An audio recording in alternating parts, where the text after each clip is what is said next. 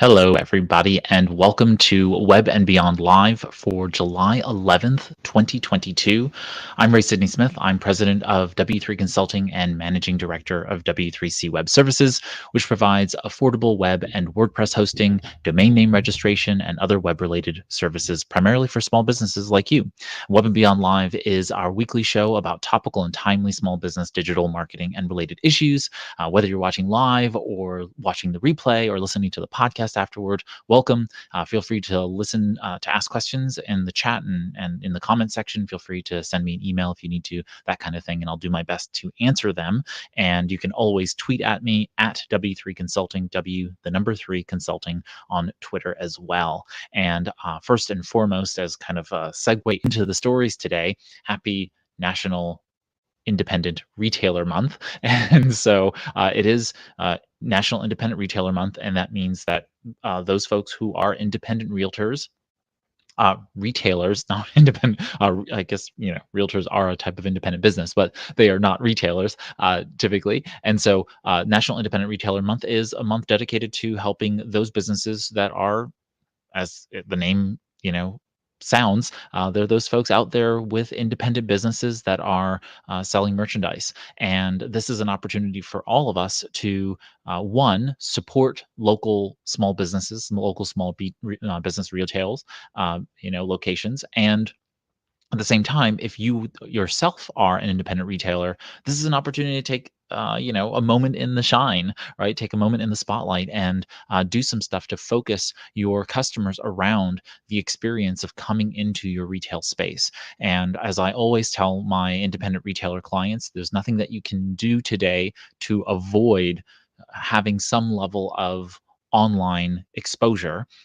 And more importantly, in an independent retail perspective, you really have to be able to command an e-commerce presence that really matches up, that basically is symbiotic with your physical store space, so that you can combat showrooming, so that you can also make sure that you're playing on a level playing field with the big box retailers who all have built out e-commerce solutions as well. So it's something to kind of consider as you think through what you're going to be doing this independent retailer month. What are the things that you can do to set into place maybe some stronger infrastructure for your business for the rest of the year, and thinking through what can you do this month to highlight your business to your greater community. Just giving them the opportunity to support you, I think, is always important. And this is a month that gives you an opportunity to kind of like talk about it that otherwise you wouldn't.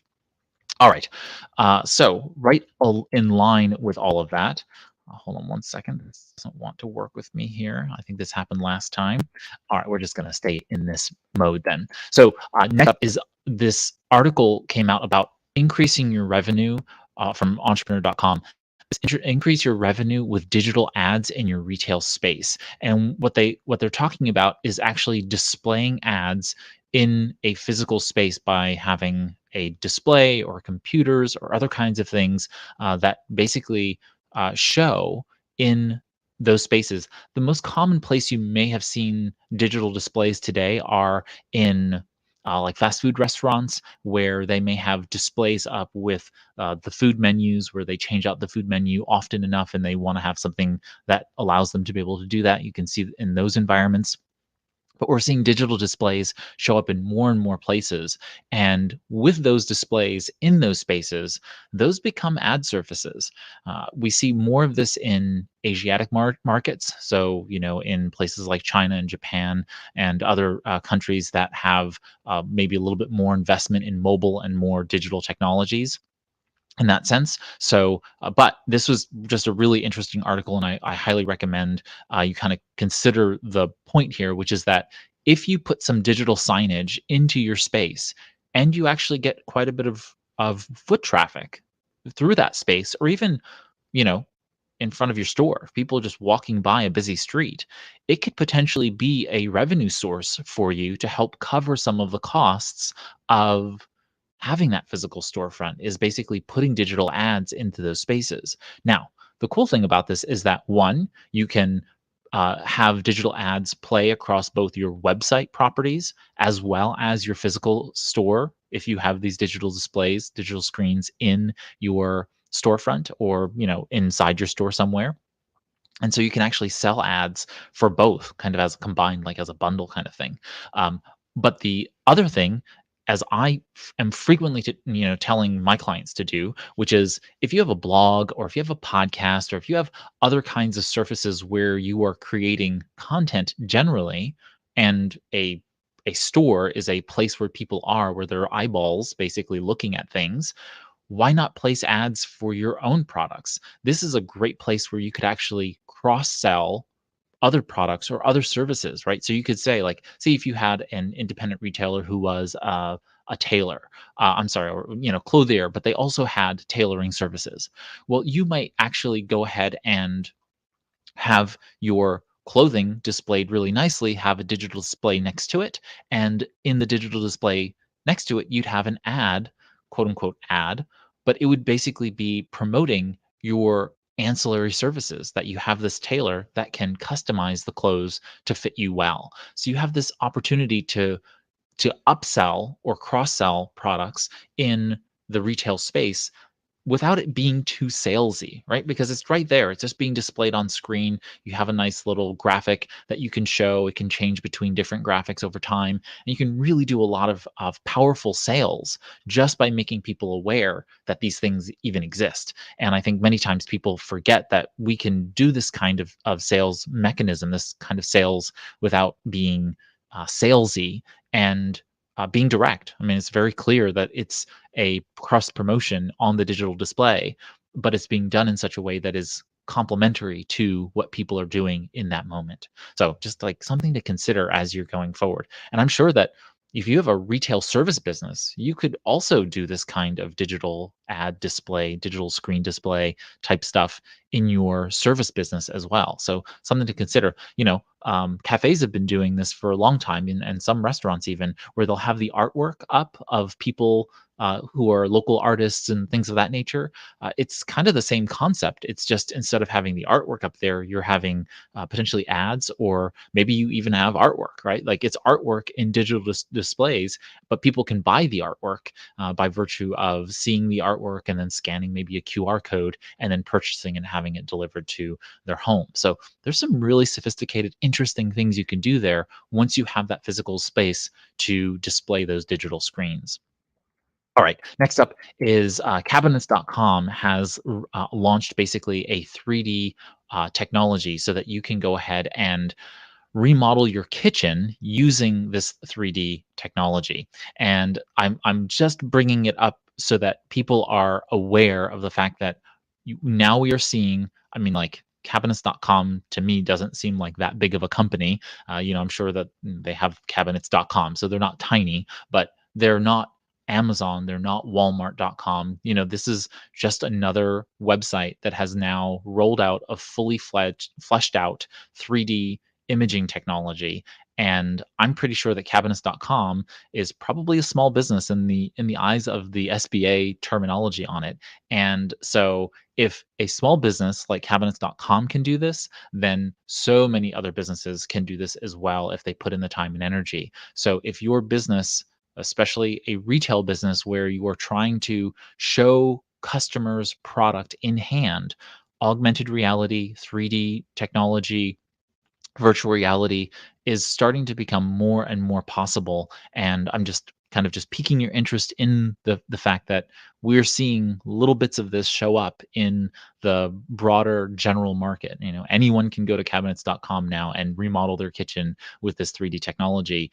And that's pretty amazing, right? Being able to just take it, scan your kitchen with your tablet or your phone or whatever, and then for you to be able to replace cabinets right there and see what it's going to look like. That's what people want to do. They want to be able to see the finished product before they can actually see the finished product, right? And or they want to see the blouse on them. They want to see the pair of pants. They want to see the makeup, that they're going to buy and how it's going to make them look. People want to be able to see the final, experience what they're going to be buying. And I think this gives them that next step in that journey and that buying journey. And if you can be a part of that, I think that makes a lot of sense. Okay, next up is a little bit of news around the concept of paid marketing. And I always am talking to clients about getting those first customers, getting those first clients. How do you generate those first leads for the business?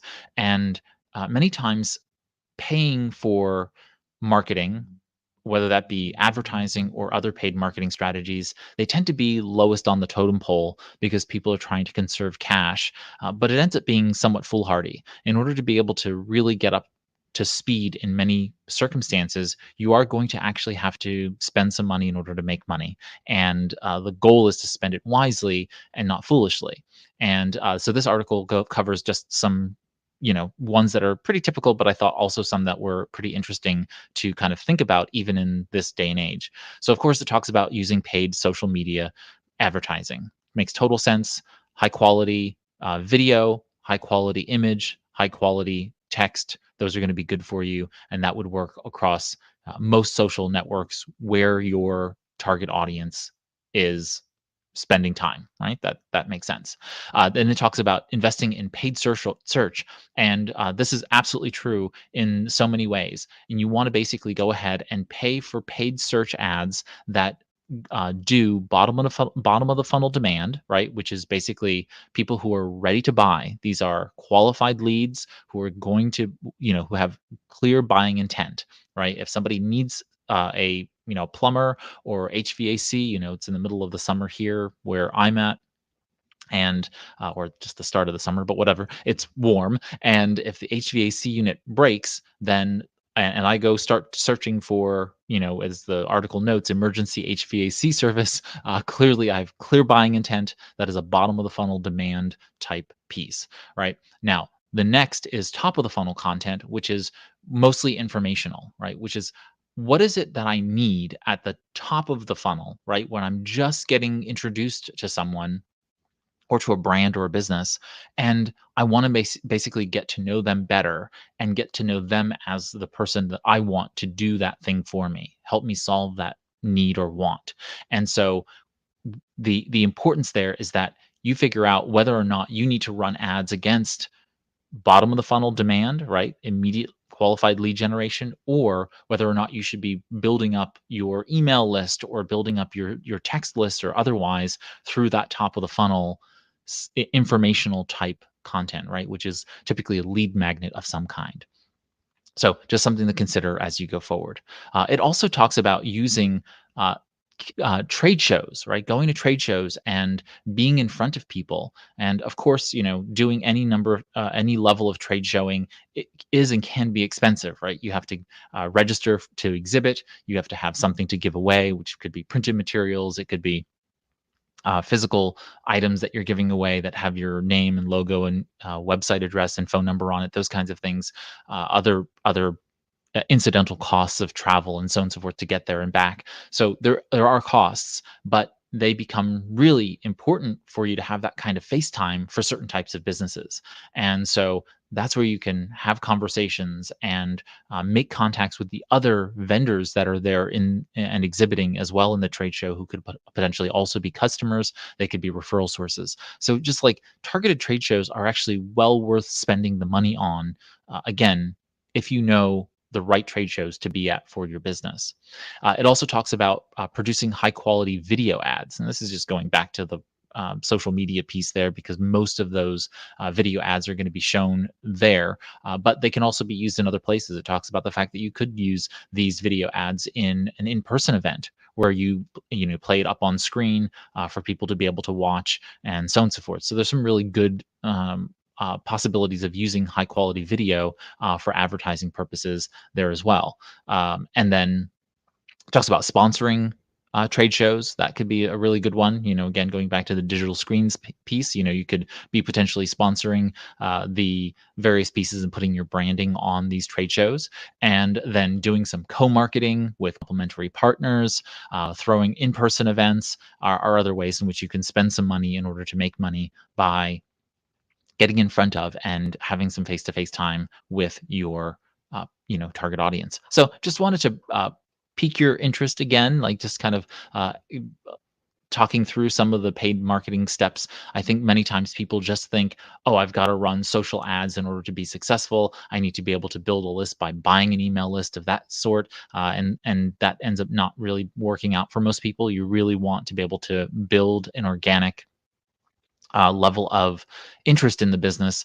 And that doesn't mean not paying for it. It means building that list strategically through this kind of paid marketing strategy, or one of these paid marketing strategies.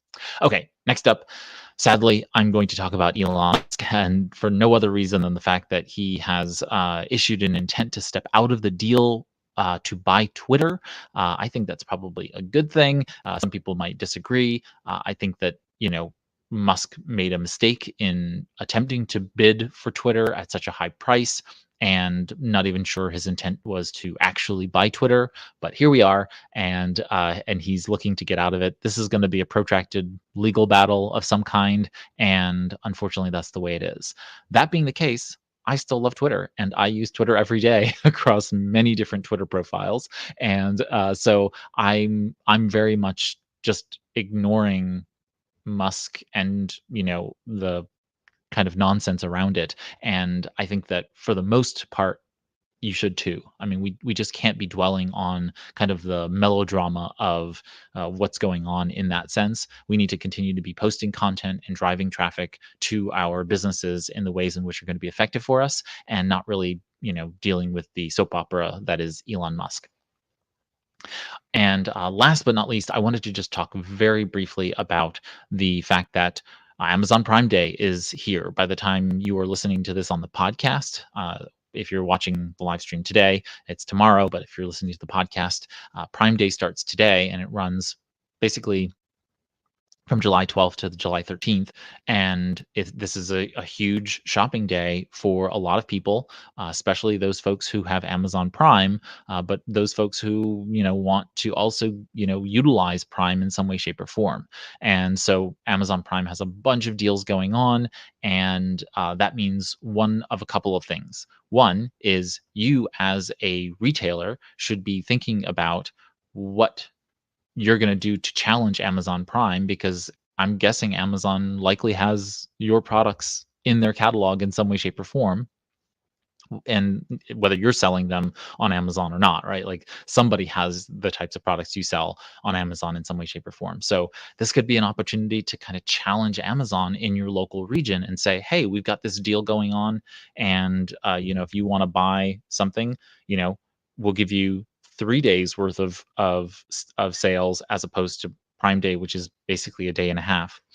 You could do all kinds of different things, but like, what can you do to challenge Amazon Prime and utilize Amazon's publicity around Amazon Prime to your advantage? The fact that Amazon Prime Day is happening means people are looking for Amazon Prime Day. So wherever you're posting, make sure you type Amazon Prime Day, because people who are searching for Amazon Prime Day will then come across your posts and be able to see that you're talking about Amazon Prime Day. But what you're really saying is that instead of buying on Prime on Amazon, you can buy with my local business, and you can come in physically, see the product, experience what we're trying to sell with and for you, and then go from there. So that's the first piece.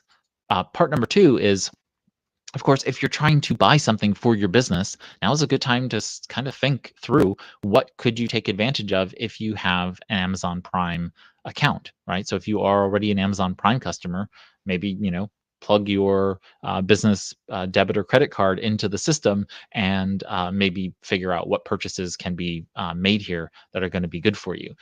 Some of these things are well discounted. I mean, like there's a bunch of deals going on Amazon's website.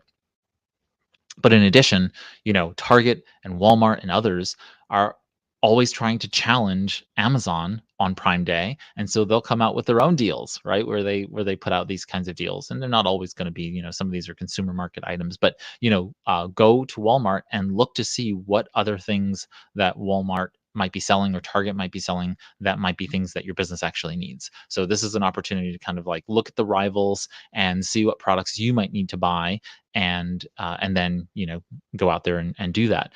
If you need to, you can also take these kinds of rival sales and go to your local retailer and say, hey, Walmart and Target and Amazon, they're doing these Prime Day deals. I want to support a small business. Would you be willing to match this price? And that way I can buy it from you here in this local establishment, supporting the local economy and so on and so forth. And so there may be an opportunity there as well. So just like think through what your Amazon Prime Day strategy is going to be, and what is it going to be next year, right? Because you may feel like you're not capable of manifesting a deal and discount and marketing strategy all around this particular Prime Day campaign that's happening.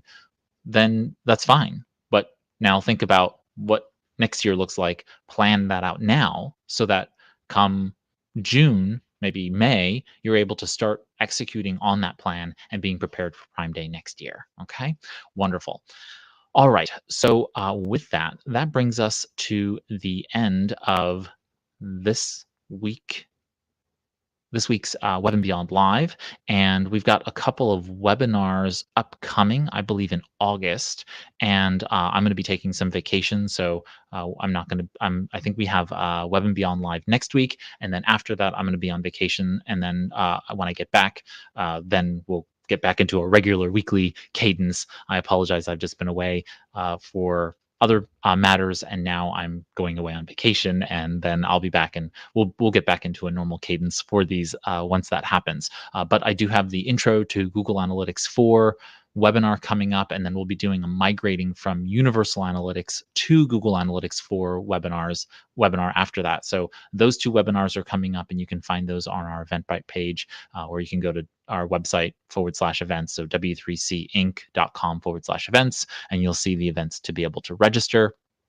And as always, you can join us in the Web and Beyond community, which is our community where we talk about digital marketing and all the other technology issues that affect small businesses. So you can join by going to www.webandbeyond.community. I've got a lot planned for the later part of this year for Web and Beyond community, so I'm really looking forward to growing it and having you all there. So www.webandbeyond.community, and otherwise, that brings us to the close of today's show. If you enjoyed the live stream, feel free to click the thumbs up icon. If you have a question, feel free to leave a comment or shoot me a chat. You can also tweet or message me at W3 Consulting on Twitter.